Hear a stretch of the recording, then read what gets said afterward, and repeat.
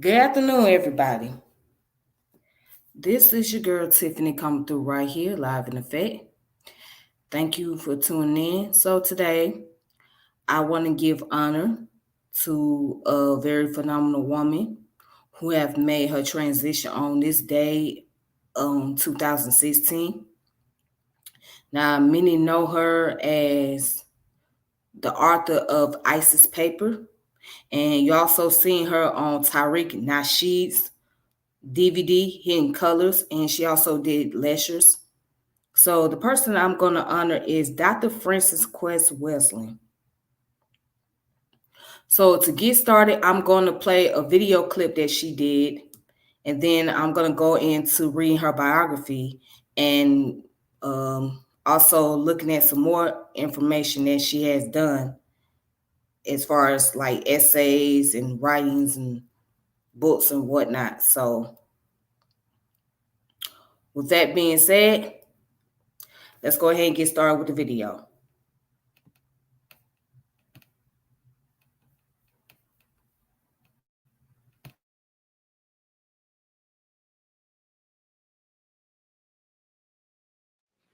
That's to fake us out and make us think, oh, this is not where the problem is.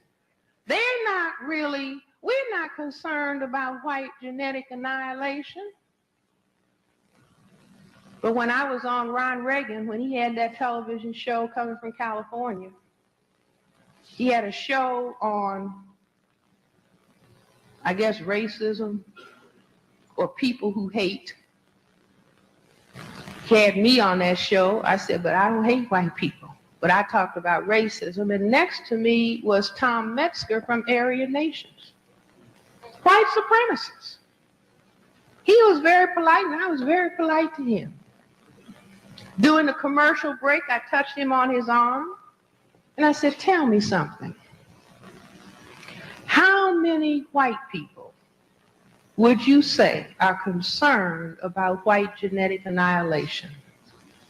See, talk to white people. Ask them questions. Have your questions ready. When you feel you're in social situations with a friend, have your questions ready. Learn. Be polite. So he said, nearly all of them. But they're angry at me because they don't want to admit it. And I touched him on his sleeve and I said, that's precisely what I thought. That's precisely what I thought. So here is somebody, one of the outspoken upholders of white supremacy, who said, no, this is our fundamental concern. So if we begin to understand that, see, it becomes disturbing if we don't love our black selves enough to be comfortable in the presence of somebody who says, I hate you. I remember being on the Phil Donahue show, talking about the Crest theory. Laid out the Crest theory. A white lady in the audience got up and said, according to what she says, I'm a racist. This was a nice lady, polite, telling the truth. But a black lady stood up, oh, I'm insulted. How could she? No, oh, wait, hold it. If somebody says, I hate you, you say, thank you very much for telling me. I know what to expect. Not why do you say that? Because you got enough love and respect for your black self that you're not begging for somebody else to like you, approve of you, and validate you. So we need to get out of that. If I could influence brothers and sisters in those states where they fly that Confederate flag, I said, stop protesting. Tell them to fly it. This is a white supremacy system. Why shouldn't they have a flag that says it? Do you understand what I'm saying? Why want somebody to lie to you, taking the flag down and practicing white supremacy? So if they practice white supremacy, say, fly that one. Put the swastika up. Fly it. You see, meaning we understand this is a white supremacy state. We're not arguing about that. Do you know what would happen if we took that position? They take that flag down. They say, uh-oh. They are getting comfortable dealing with reality. We are in serious trouble if they are not going to lie to themselves. I want to just say that I feel I am a racist, but every black that calls Whitey a Whitey is also a racist. And I, wait a minute. Bill, I'd like to address my comment to this lady over here in the white who just said on national television that she's a racist. God help you, my dear, because more and more people in the world are going to start looking like me. People are going to have more color. If you don't learn to accept me for my beauty. Yes, but if we don't learn to accept what may be there in ourselves, we can't fix it either. I accept So please don't Bill. punish her for her honesty. Bill, what she said was a blatantly racist statement. The woman admitted it at herself. that she is a racist. I take offense in that. Admit it. Racist. They are. That's my opinion. That is the people that you are surrounded by, and You are too. You what? I feel you are too, but you're just not admitting it. Miss, I have absolutely no racism or anything towards you. I feel no remorse. I'm asking the good Lord to help you see my beauty and intervene.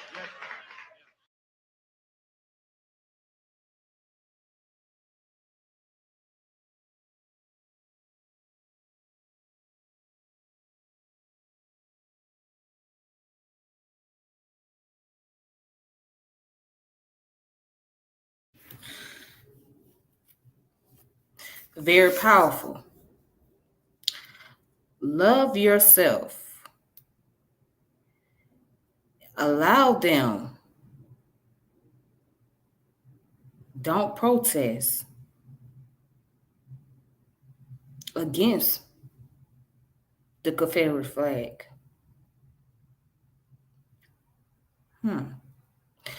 Basically, what she was saying in that video is as long as you love yourself, with these people who doing all this protesting or flying the Confederate flag or whatnot, they can't harm you. They can't really harm you. They can't really stop you. And you should not get offended, because if you know the reality and you know who they are and you know how this country was built, don't get so offended. But I guess as a people, we expect for everybody to embrace us and accept us and love us. And she was saying what I've been saying all along. Everybody's not going to embrace you. Everybody's not even going to love you. And you shouldn't expect that. You should expect some people to just show their true colors. You should expect it. I mean, because you can't expect nothing else. The only thing you can do is survive while you're here. You can't change people's mentality. Before I go on to her biography and all the other sources, let me just say this. There has been a law passed to fight against hate crime. Okay, or what they call hate crime, which deals with racism. Here's what I found. Which deals with racism, sexism, and sexual orientation and disability and all that other stuff. Okay, they call that the hate crime. But I'm going to say this. It's good that the laws are put out there, but guess what? There's still going to be some people that's going to show, there's still going to be people showing their true colors. There's still going to be racism. And I can guarantee you with that law that has been passed, the bill about hate crime, those individuals that have done the most heinous crime towards individuals that's in that category, especially those who are Black, they're not going to get as much time. They're going to get a lot of leniency.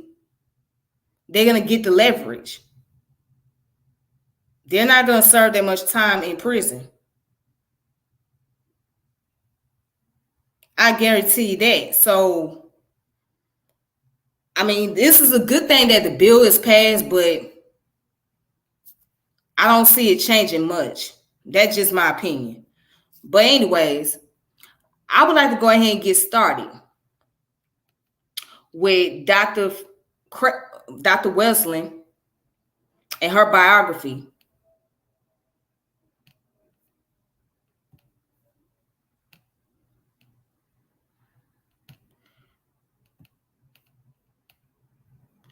All right, so this is the information that I have that is pulled up. Okay.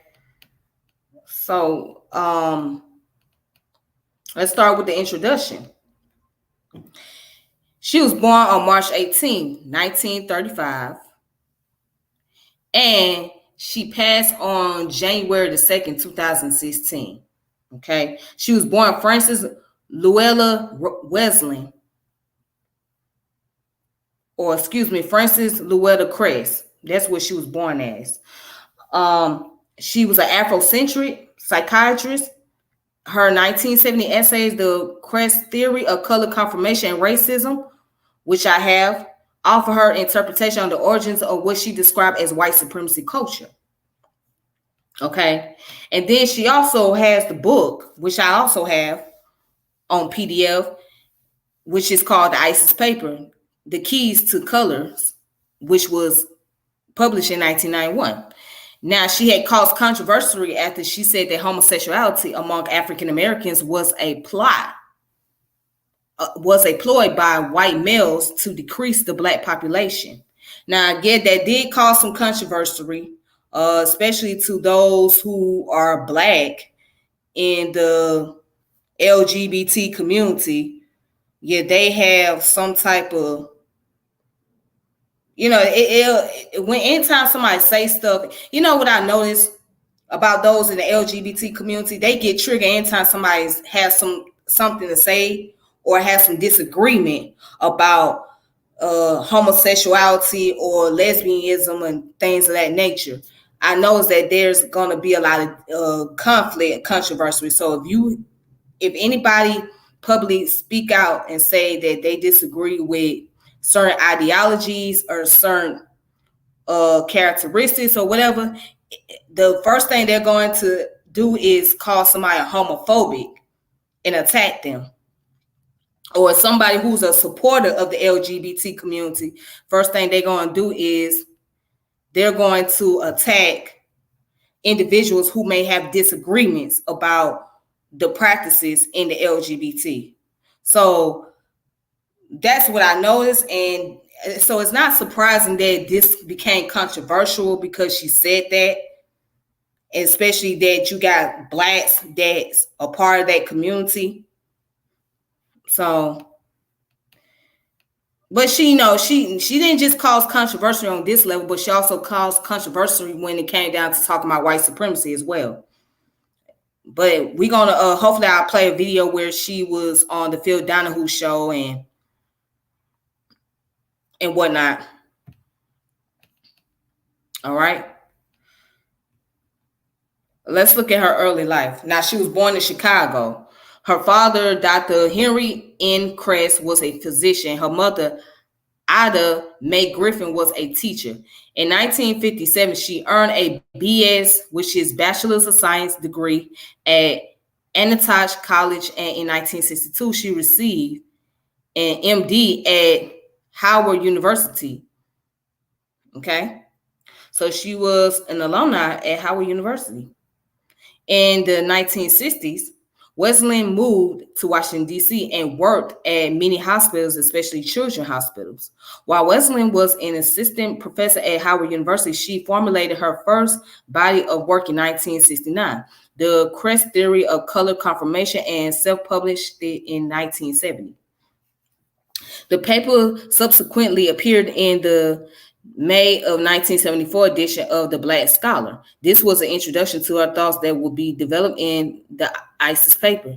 22 years later, she released the ISIS paper, a compilation of essays she had written about global and local race relations.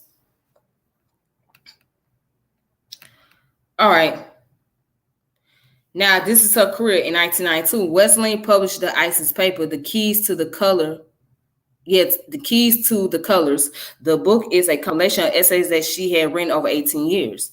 The name ISIS paper was inspired by ancient Egyptian goddess. Isis was the sister/wife of the most significant god Osiris, according to Welsing. All the names of the gods were significant. However, also according to Welsing, Osiris means Lord of the Perfect Black.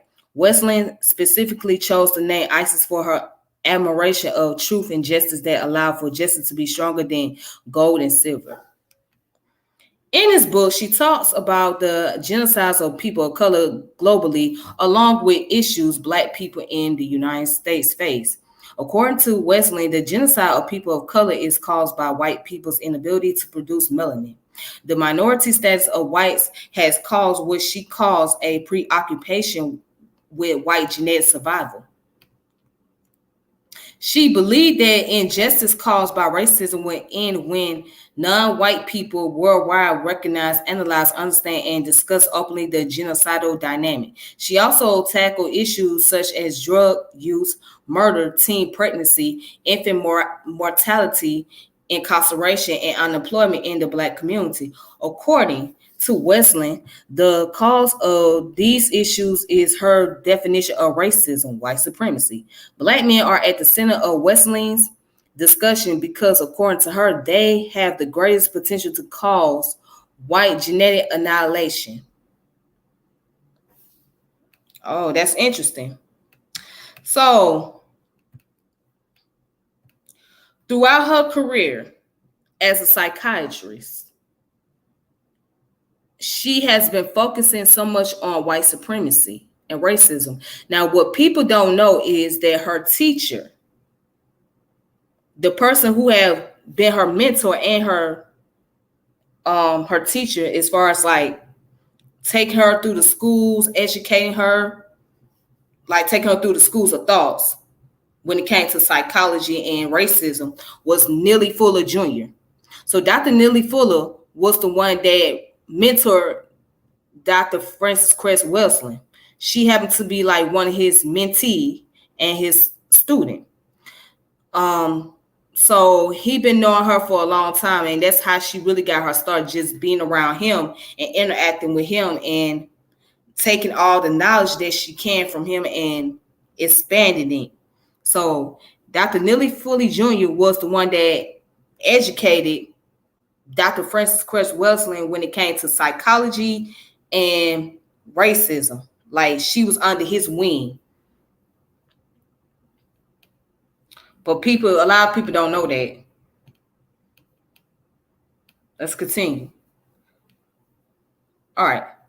So now, it's talk about in the ISIS paper, she describes white people as genetically defective descendant of albino mutants. She wrote that due to this defective mutation, they may have been forcibly expelled from Africa, among other possibility. Racism in the views of Welsing is a conspiracy to ensure white genetic survival. She attributes AIDS, in addition to crack cocaine and other substances, to chemical and biological warfare by white people. Welsing created a definition of racism, which is her theory of non-white genocide globally. She referred to racism and white supremacy synonymously. Her definition is racism, white supremacy is the local and global power system, dynamic structure, and maintained by those who classify themselves as white, whether consciously or subconsciously determined.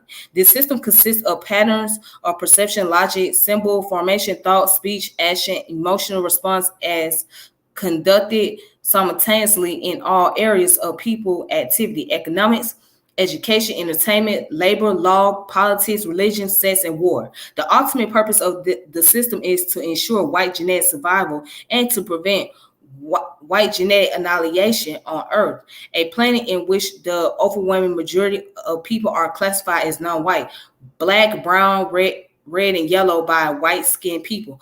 All of the non-white people are genetically dominant in terms of skin coloration compared to the genetic recessive white-skinned people. Welsing was against white supremacy and the emasculation of black men. Now let's look this up. The criticism. Welsing stated that the emasculation of black men prevents procreation of black people. According to Welsing, this is one of the goals of racism and white supremacy. She called this effeminization as a form of oppression. An extension of feminizing black men is also described by Welsing as bisexuality and homosexuality. Now, by December the 30th of 2015, Welsing suffered 2 strokes and was placed in critical care at a Washington, D.C. area hospital. She died on January the 2nd, 2016 at the age of 80. All right, so she appeared on the films of 500 Years Later, which came out in 2015, directed by Owen Ali Shahada and written by M.K. Asante. Welsing also appeared in Hidden Colors, the untold history of people of Aboriginal, Moor, and African descent, a 2011 documentary film by Tariq Nasheed. All right, so here's her work, The ISIS Paper. That's the only book that she published. And of course, she wrote the Crest theory of color confirmation, which was added on to the ISIS paper. Now, it doesn't talk much about her personal life as far as her relationship. I know that she was married, but I don't think she had any children. So I don't think she had any kids. But she had close relationship with Neely Fuller Jr. and also Marimba Ani, Dr. Marimba Ani. So she was very close with her as well. Okay. So what we're gonna do is, I'm gonna post up the Crest theory of color confirmation, which she wrote, which was in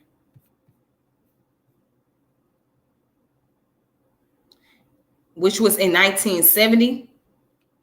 She wrote her essay. So I have it, and I'm going to read some of it, and then I'm going to read the ISIS paper.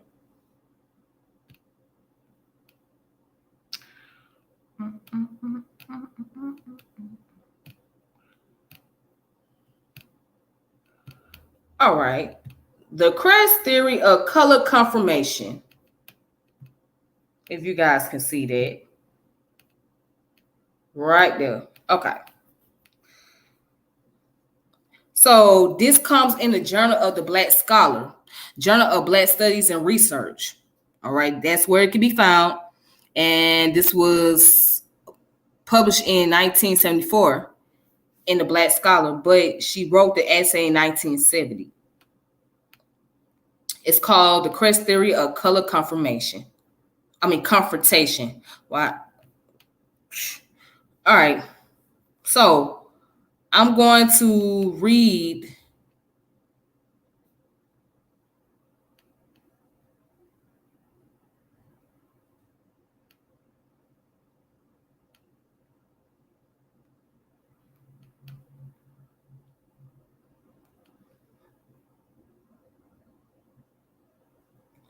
Okay, so I'm going to read okay,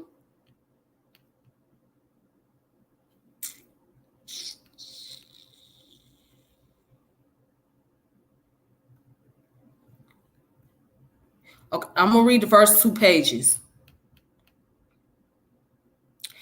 And it starts off, unlike religion, the body of knowledge known as science takes the position that all observable phenomena can be explained or at least are grits for the meal of investigation, analysis, and understanding by the human mind or brain. Considering that in today's very small world, at least 3/4 of the people are non-white, and that the totality of the non-white majority population is subjected to domination over the entirety of their lives, either directly or indirectly, by tiny minority of the world's people who classify themselves as white, race, racism, white supremacy, is revealed as one of, if not indeed, the most important observable phenomenon in the world today, for which social, behavioral, and all other scientists should still be seeking an explanation. Heretofore, racism has been defined variously and described. Yet, in this writer's view, the comment made by Oliver C. Cox in his 1959 award-winning text, Class Day, Class and Race, still obtains. It is not ordinary realized that of all the great mass of writing on race relation, there is available no consistent theory of race relation. The need for such a sociological explanation is so great that recently, when one author succeeded with some degree of superficial logic in explaining the phenomena in terms of caste relation, the college textbook and social science journals almost unanimously and unquestionably hurriedly adopted his theory. All right, and then it goes on to say, perhaps the failure of social and behavior scientists to develop a sound and consistent theory of racism may rest in the tendency of these investigators to be less demanding and less strictly disciplined in sticking to observable and measurable data than the so-called physical scientists are required to be in formulating hypotheses. Not infrequently, contrary to all the basic premises of modern science, statements are made by some of these scientists a priori, that is to say, as valid independently or observation. Similarly, there is less pressure brought to bear by the society in general on the behavioral and social scientists to yield viable theories and definition that can be subsequently stand and function as efficient and effective tools to be utilized by the social engineers as guides while they seek to change the social reality. Indeed, the contrary would seem to be the case. If there is any pressure at all, it is to maintain the social status quo so that what the institution of the society reward are all too often the superficial, inconsistent, and dysfunctional theory of societal dynamics. All right.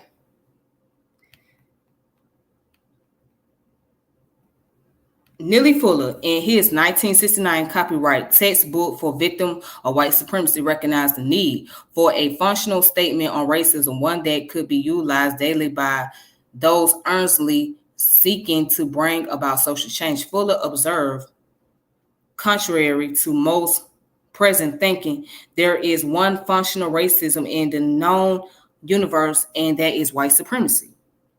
He challenges his readers to identify and then to demonstrate the superiority or functional supremacy of any of the world's non-white people over anyone, including their own self-determination, concluding that since there is no functional or operational supremacy of any colored people, the only valid operational definition of racism is white supremacy.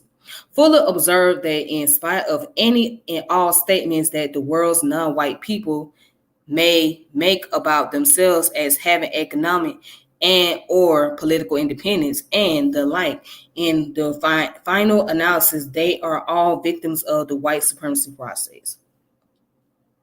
He places majority emphasis on the present realities of the world that can be verified and tested rather than on what one could imagine to be the case, such as a black or yellow supremacy. He further emphasized the need of a perspective for those wishing to understand the white supremacy process, which includes viewing the patterns of relationships between whites and non-whites throughout the entire known universe, as opposed to focusing on the individual cases and or just one specific locality. Fuller goes further to develop the concept that racism is not merely a pattern of individual and or institutional practice, but it is indeed a universally operated system, quote unquote, of white supremacy, rule, and domination, in which the effective majority of the world's white people participate. He discounts as invalid theories which states that the evolution of economic system has necessitated or produced this state of affairs. Instead, he turns such theories upside down by suggesting that various economic systems such as capitalism, communism, and socialism have been devised, used, and refined in the effort to achieve the primary goal of white domination. In other words, the goal of the system of white supremacy is not for anything other than the establishment, maintenance, expansion, refinement of world domination by members of the group which classify itself as the white race. In such a context, Fuller then suggests that the word race in this sense has little biological validity, but is more correctly translated as organization, whose sole purpose for being is to maintain white domination and world or universal control. Whether or not one can emotionally comfortable with Fuller's thesis and assessment seems not germane. The question of such comfort has never been the important concern of scientific investigation. What to this writer appears of great significance in Fuller's work is that the description of relationship between non-white and white peoples have been defined and elucidated in such a way as to account for and to eliminate many past and present observable patterns of behavior and social practice. Also, it would seem to account for the major fact that in spite of all kinds of programs and pronouncements to the contrary for the past several hundred years, white supremacy social condition have remained intact as the dominant universal social reality. Fuller emphasis on the question of color amplifies a similar emphasis placed as far back in time as 1903, when perhaps the greatest American social scientist, W.E.B. Du Bois, stated in his book, Soul of Black Folks, that the great problem for the 20th century is that of the color line. All right, so that's all that I have to read. But one thing has stood out to me, going back to this paragraph where it stated that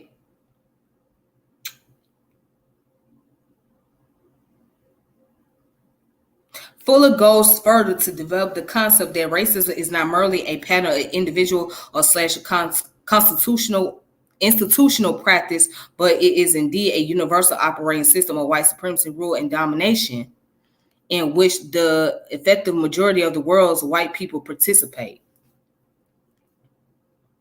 Then he goes down to say he discounts as invalid theories which states that the evolution of economic system has necessitated or produced this state of affairs. Instead, he turns such theories upside down by suggesting that various economic systems such as capitalism, communism, and socialism have been devised, used, and refined in the effort to achieve the primary goal of white domination. In other words, the goal of the system of white supremacy is not for anything other than the establishment, maintenance, expansion, and refinement of world domination by members of the group which classify itself as the white race. Now, that's the part that stood out to me, because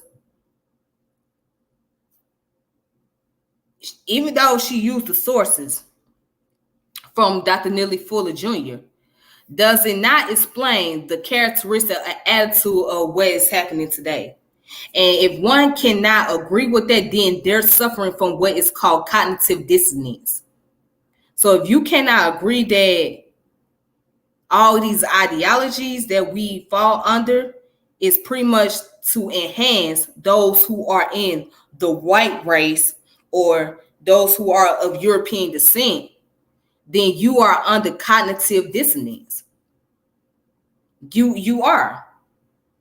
I mean, if you cannot see that for yourself with all these economic systems, with all these social ideologies, right? And with the economic system that we're in, that is more beneficial to those who are the so-called majority. If you cannot understand that, then you're not paying attention. You're not paying attention to the reality of things. Now, I don't know much about Neely Fuller Jr. because I never really got too much into his lecture or his books, but he seemed to be a very strong, critical man, a powerful man. And for somebody like him to mentor and teach Dr. Dr.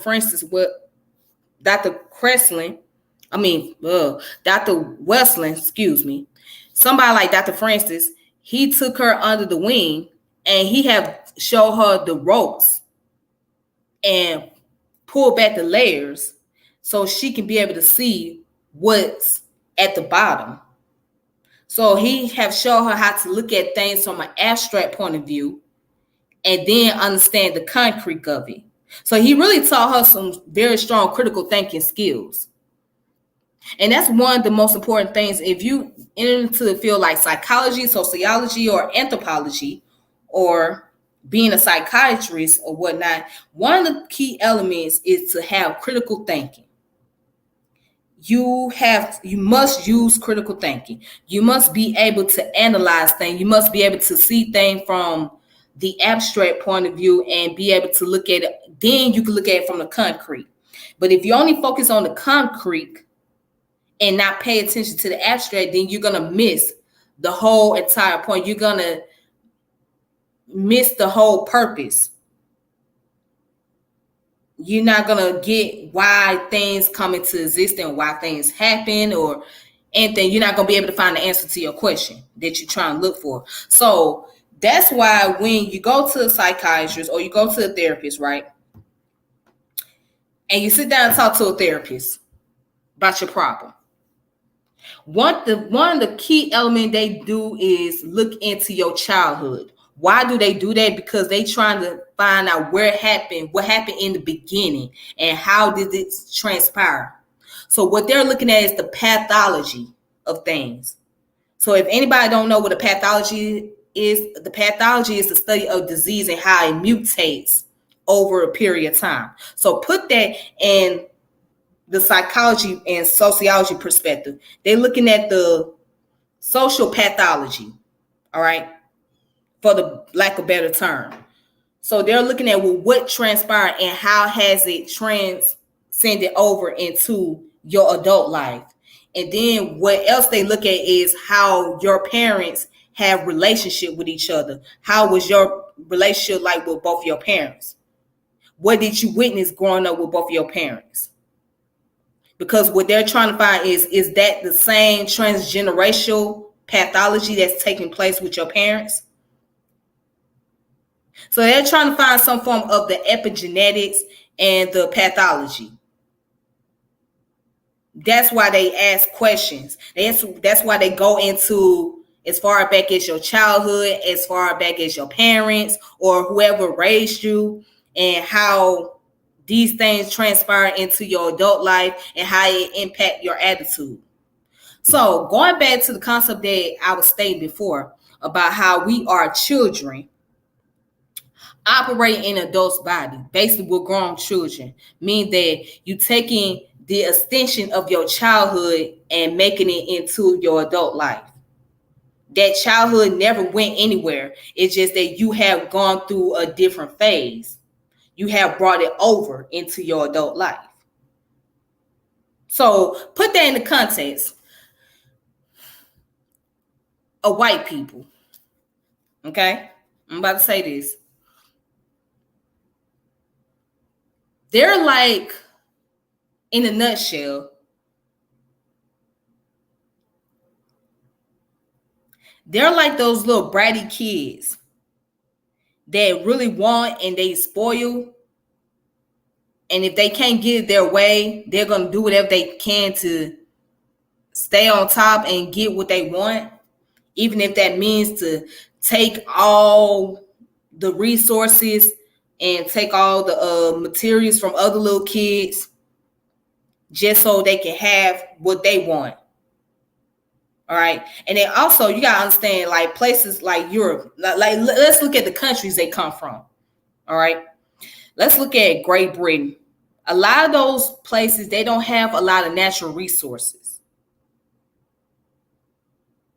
So because Great Britain is technically an island, they don't have a lot of resources over there. So they will go to places like China. They will go to places like Africa because they know they can get all the resources. And because there's values in these resources, they have to figure out a way, well, how can we keep the people under control? So that way we can still collect our profit and continue to make our wealth. So they bring the social ideology, they bring the political ideology, and they incorporate the languages to the people just so they could still be in control of the economics. See, the key factor is, in order to stay on top, you got to control the psychology of the people. So once you control the psychology of the people, then you can control the resources. So throughout the years of the colonialism that has taken place in the continent, and throughout the years of being domesticated by these various group of people, us Black folks, it has kept us under control. Even those who have passed away, their ideas still stay in existence. Their ideas are still alive. It hasn't went anywhere. It's still alive.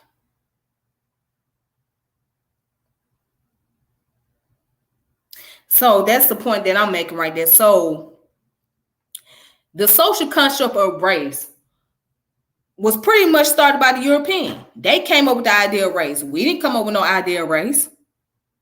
They came up with the idea of categorizing people. All right, we're going to put this group over here. We're going to put that group right there. We're going to put that group right there. We're going to put us right here. And we're going to make ourselves the center.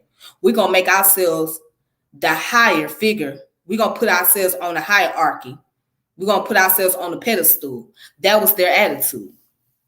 Everybody else is beneath us, but we're on the pedestal. And if they want to get where we at, they got to be able to be willing to comply. And they have to follow those principles to get where we at. Goes back to the concept about master and slave morality, which, as a matter of fact, let's take a good look at that real quick. Let's take a good look at that real fast.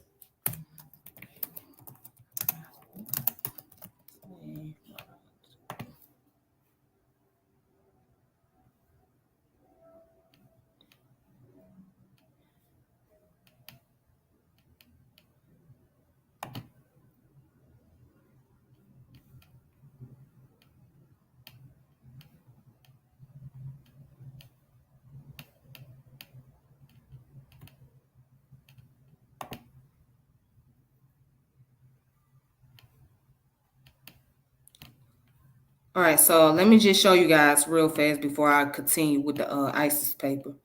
So this goes back into the concept about the slave and master morality. All right. And those principles are still applied within us. All right. So the slave and master morality, which is a central theme of Friedrich Nietzsche's works, particularly in first essays of his book on the genealogy of morality. Nietzsche argued that there were two fundamental types of morality: master morality and slave morality. Master morality values pride and power. Let me highlight that. Master morality values pride and power, which is what Dr. Frances was describing in her essay. Okay? while slave morality values kindness, empathy, and sympathy. Master morality judges action as good or bad, unlike slave morality, which judges by a scale of good or evil intentions. For Nesachet, a morality is inseparable from the culture which values it, meaning that each culture, language, codes, practices, narratives, and institutions are informed by the struggle between these two moral structures. Now, check this out. And it goes on to say, Nesachet defined master morality as the morality of strong-willed. Nesachet criticized the view which he identifies with contemporary British ideology that good is everything that is helpful and bad is everything that is harmful. All right. And then he continues to explain that in the prehistoric states, the value or non-value of an action was derived from its consequences. But ultimately, there are no moral phenom at all, only moral interpretation of phenom. For strong-willed men, the good is the noble, strong, and powerful, while the bad is the weak, cowardly, and timid, and petty. The essence of master morality is nobility. Other qualities that are often value in master morality are open-minded, courageousness, truthness, trustworthiness, and an accurate sense of one's self-worth. Master morality begins in the noble man with a spontaneous idea of good. Then the idea of bad develops as what is not good. The noble type of man experiences itself as determining values. It does not need approval. It judges what is harmful to me is harmful in itself. It knows itself to be that which accords honor to things to things it is value creating. Now let's look at the slave morality. According to Nesachet, masters are creator of morality. Slaves respond to master morality with their slave morality. Unlike master morality, which is setment, slave morality is based on resetment, devaluing that which the master values and the slave does not have. As master morality originates in the strong, slave morality originates in the weak, because slave morality is a reaction to oppression. It validifies its oppressor. Slave morality is a reaction to oppression, and it validifies its oppressors. Slave morality is the inverse of master morality. As such, it is characterized by permissivism and cynicism. Slave morality is created in opposition to what master morality values as good. Just something to think about. Just if you just go and read this information, right, and look up Friedrich Nesachet, all right, who was a German author, and he wrote his first essay in his book, The Genealogy of Morality. Okay? Just kind of giving an idea of just taking that segment and just putting it into what Dr. Francis was trying to get at. The white denomination. The white people have made themselves look like they were a higher art, like they were a good nobleman. And we were seen as being less than or bad. But let me go ahead and continue. Let me finish up. All right, so let's look at the ISIS paper.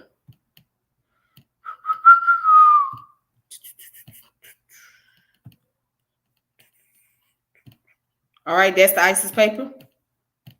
I don't know how many of you ever had her ever read this book. You know, this is my first time actually reading this book. But before I got on here, I happened to log in and I seen it, and I said, well, I'm lucky. So so let's just go ahead and let's look at chapter 2, because we read chapter 1. All right. So we're going to read chapter 2.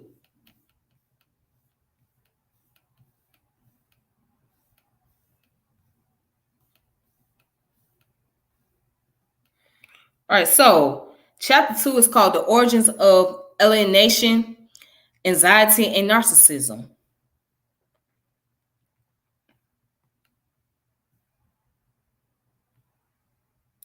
All right, so psychiatry as a discipline is floundering on its previous established conceptual and theoretical foundation imported from 19th century Europe. My continuing question to myself as the late 20th century precautionary in general and child psychiatry, practicing in the power capital of the world, Washington, D.C., is can a greater understanding be achieved in the study of human behavior as it is organized and manifested in the world's domination power system / culture?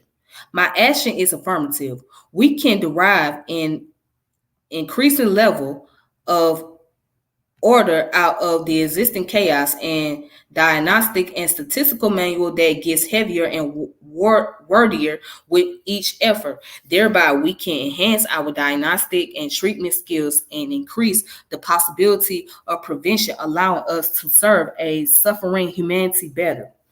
And have astronomers found God?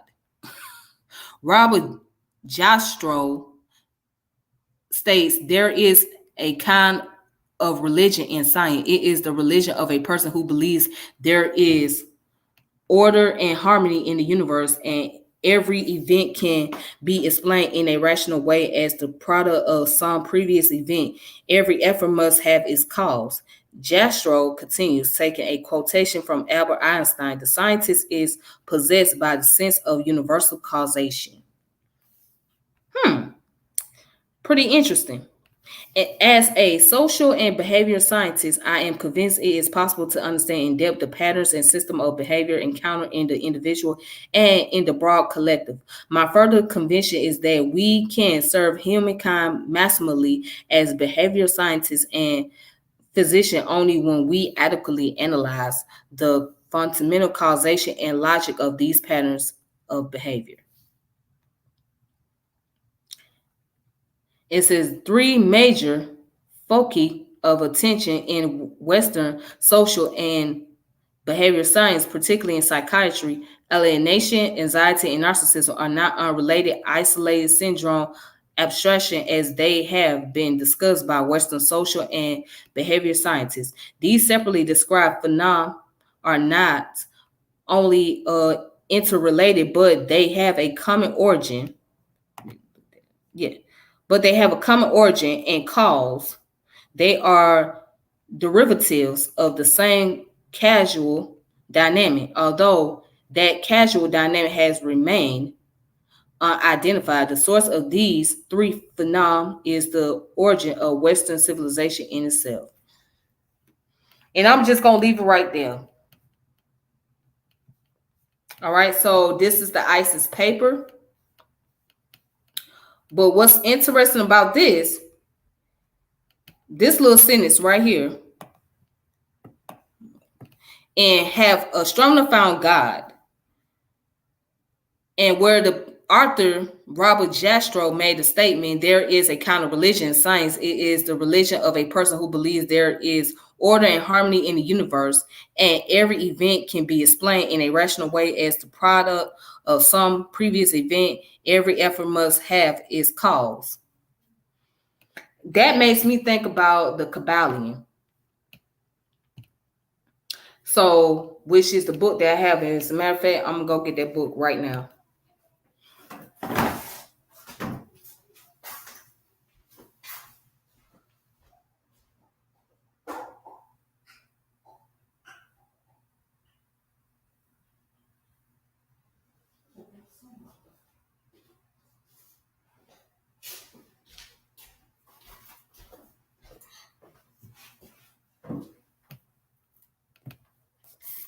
So that paragraph, there is a kind of religion. Science is the religion of a person who believes there is order and harmony in the universe, and every event can be explained in a rational way as the product of some previous event. Every effort must have its cause. So when I read that paragraph, I'm thinking about this book. because this book goes into the universal laws, right? Which is a very powerful book, a phenomenal book. It talks about the laws of the universe, right? In the universal laws. So in this book, let's see, you got the Hermetic philosophy, the 7 Hermetic principles, the mental transmutation, the all, the mental universe, the divine paradox, the all in all, the planes of correspondence, vibration, polarity, rhythm, causation, gender, mental, gender, and Hermetic essions or esmons. This book right here, I recommend people read it because it's like spiritual science, but it deals with more so of the spiritual aspect and being able to understand the universe and how the universe operates. So one thing I learned in that book is about polarities, all right, and dualities basically mean that there are good and bad. The opposite of bad is good. So you can't have the good without the bad, all right? And so with humanity's behavior, you're going to have those who are considered dominant, and you're going to have those who are subordinate. And that's what I learned.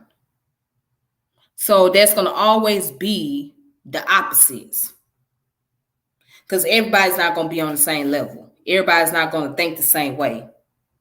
So this is where we get into the concept about the egocentric, right, which is centered around oneself.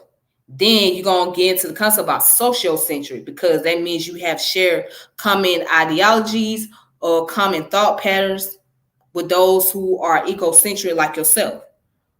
And then that's when the ethnocentric come into play. Ethnocentric is dealing with the center around cultural values. But in order to have those cultural values, you have to be able to have those social values.